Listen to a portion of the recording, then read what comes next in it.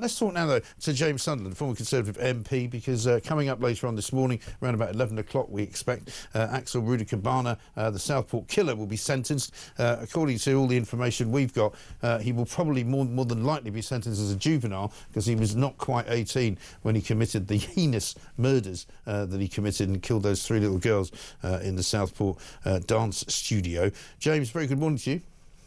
Good morning, Mike. I mean, I know that there will be those who say they understand the law better than I do, who say that this is the way the law works and this is why he has to be sentenced as a juvenile. But certainly there could be an exception made, as far as I understand it, and I believe that there should be an exception made, shouldn't there? Mike, I'm not a lawyer, sadly, and I suspect that the judgment today will be rigid alongside judicial guidelines. So I suspect that he'll be sentenced as he needs to be, whether he's a juvenile or not. But clearly a heinous crime, utter evil, and, you know, one's heart goes out to the innocent victims and their families. Yeah, absolutely right. I mean, we debated long and hard yesterday with various different people about whether or not Keir Starmer was right to withhold information, as he said he did, in order to avoid the possible danger of ruining the future trial of this monster. But I spoke to Michael Mansfield, a very eminent judge, a very eminent barrister and lawyer, who basically agreed with me that Keir Starmer should have and could have said more. Let's have a look. Obviously, you can see in this case why there was a problem, because they find Al Qaeda bomb-making guidance and so on, a book about that. They find ricin. It looks pretty much as though it might be, but it looks, and now, of course, looking back, they're able to say in the context that it was this individual. But that doesn't mean to say he hasn't got a terror related, because if you possess items that might be of use to a terrorist, then you're guilty of a terrorist-related offence. Right. Now, I think Keir was perfectly entitled at the time, if he wanted to say it's potentially related to terrorism, right, but I can't give you the details.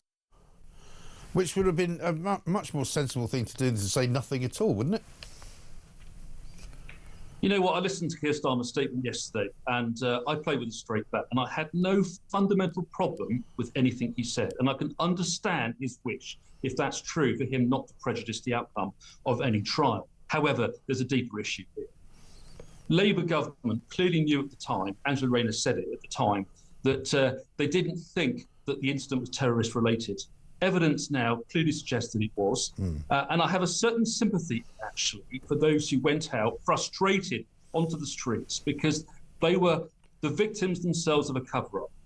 The government at the time could easily have said that it was a terrorist-related incident. No problem at all. The precedent's been set many, many, many times before with other related incidents. So I'm afraid I feel very strongly as though there has been a cover-up, and I feel as though, for reasons known only to the Labour government, they made the decision obviously not to inflame tensions, but to keep it under wraps until the trial. Yeah, and I wonder whether we would all be better off in this world in which we coexist with each other if people were just honest about their motivation for doing things. I mean, if Keir Starmer had come out and said, look, it was a very febrile atmosphere, we took a decision not to give out any information for fear that that might have made things even worse, right? And I think people might have even understood that and said, OK, well, at least you've come clean and done it. I mean, I don't think he should have done it, because I happen to believe in transparency. He says he does. I happen to believe in politicians being honest. I don't think that Prime Ministers should withhold information.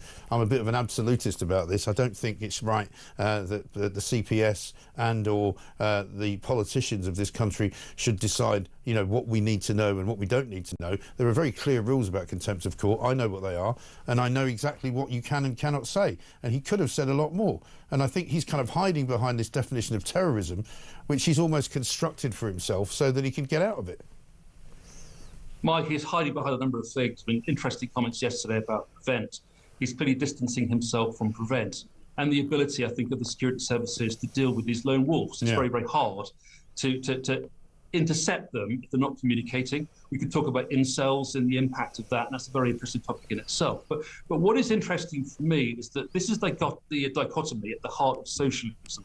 In other words, socialists are very, very happy to be apologists for everything, but are not willing to take any responsibility for anything themselves. Mm. And my frustration with politics at the moment is the fact that we need more politicians in Westminster who say it as it is. I said it as it is. I went in for the right reasons. The majority of politicians actually in Westminster are really good people working hard on both sides of the House. But how fantastic would it be for us as politicians to get rid of the spin, to start saying things as they are, to be honest with the electorate, and just to call it out when things are clearly wrong? Yeah, I think the electorate are grown-ups. You know, the electorate are very smart people, which I think the Labour government currently doesn't really seem to appreciate, you know, almost as though they're treating people like children because, you know, oh, they might misbehave, or don't give them this information, they might misuse it, or, you know. But the idea is that they've created a vacuum by doing that and by not sharing information that we should have the right to know, quite rightly. I mean, I don't know of any situation really, aside from those disturbances in the summer, where anyone has ever had retribution, you know, foisted upon them by you know, crazed groups of people in this country because terrible crimes have been committed. I mean, it just doesn't happen. It doesn't happen at all. We've got to be honest. Why? Because we're all part of the solution. You know, the best weapon we have against terrorism is our eyes. If we are vigilant, if we see things that aren't quite right, the guy sat in the corner with the long coat with something under his jacket. Yeah. I mean, it's obvious to me that you can spot these things and intervene, intercept. And this is a community response. Prevent is about the community coming together, identifying problems and dealing with it. So this cover-up is completely counterintuitive to me because we have a collective responsibility to make sure that the UK is as safe as it can be. Absolutely right. And the head of terror, the terror watchdog, Jonathan Hall, is of the same opinion. I mean, he was of the opinion that more information is better than less information, and it can still be given out without fear of actually contravening any contempt of court rules and without putting a trial actually in jeopardy. But he's actually come out as well and said, as a result of what Keir Starmer said the other day about the definition of terrorism, that if you broaden it too much, that it might end up sort of catching other people who are not terrorists in that particular net. I don't know why this is so complicated. I think, for me, it's pretty straightforward who a terrorist is, but it's not Lucy Letby, it's not football hooligans, and it's not sort of murderers, you know, which is what he's saying it could entail if Keir Starmer expands the meaning. I mean, I don't know about you. I mean, I think you're an ex-army man. I mean, I think it's pretty obvious what the definition of a terrorist is, isn't it? It is very obvious, and yesterday, Keir Starmer saying that this is somehow a new kind of terrorism, right, lone wolf. No, it's not. It's always been there. Right. It's young people, mainly men, incels perhaps, radicalised online and committing these heinous crimes. It's always been there.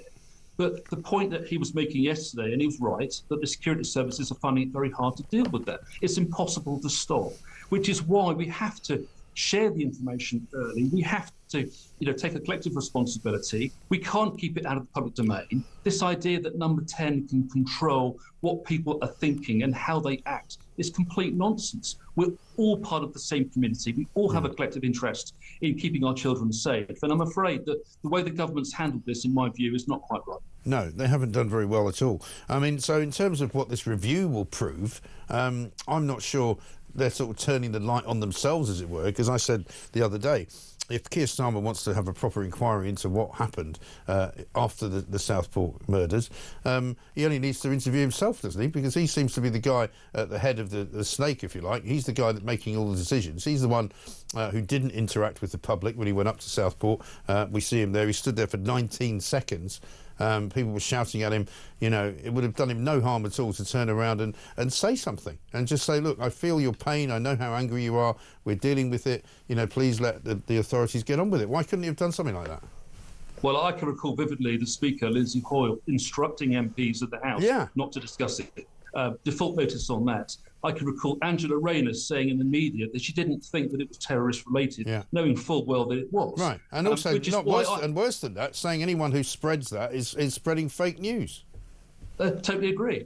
This has been fake news all the way through, and I do have a certain sympathy for those who felt so outraged by the whole situation that went onto the streets. I'm not condoning violence for 1 second, but actually, let's look at those sentences at that point in time and think, actually, was there an element of mitigation there? Were people right to be outraged because they knew they were being lied to? I feel very strongly as though this is now the time to stop the spin. This is now the time to address this issue collectively. You know, let's not bash our police. They do a fantastic job. Let's not bash our councillors. Let's not bash the prevent teams or the security services. They're doing the best they possibly can. But we're all part of the solution. So having that severance, you know, severing the public from number 10 and this them and us approach, I'm afraid, is not the right way to do it. And there's no point in saying you want to be transparent and we should be transparent, and then the next thing you do is you don't be transparent. You know, it's hypocritical and people are fed up with it. And if you want the public to come along with you, if you're a politician, then you have to be straight with them. And you can't be withholding information from them on the grounds that you think they might not be able to deal with it. You know, that's nonsensical to me. It's a funny old thing, isn't it? Politicians being straight, being honest, saying things as it is. I went into politics for the right reasons, and I believe that the majority of my colleagues are also there for the right reasons. But come on, let's govern with a sense of responsibility. Let's govern with a sense of honesty. Let's stop the spin, let's stop the nonsense, and let's start thinking about the solution. Yeah. James, well said. Thank you very much indeed. James Sunderland there, former Conservative MP, basically telling us that Keir Starmer's got this massively wrong. Well, we could have told you that as well.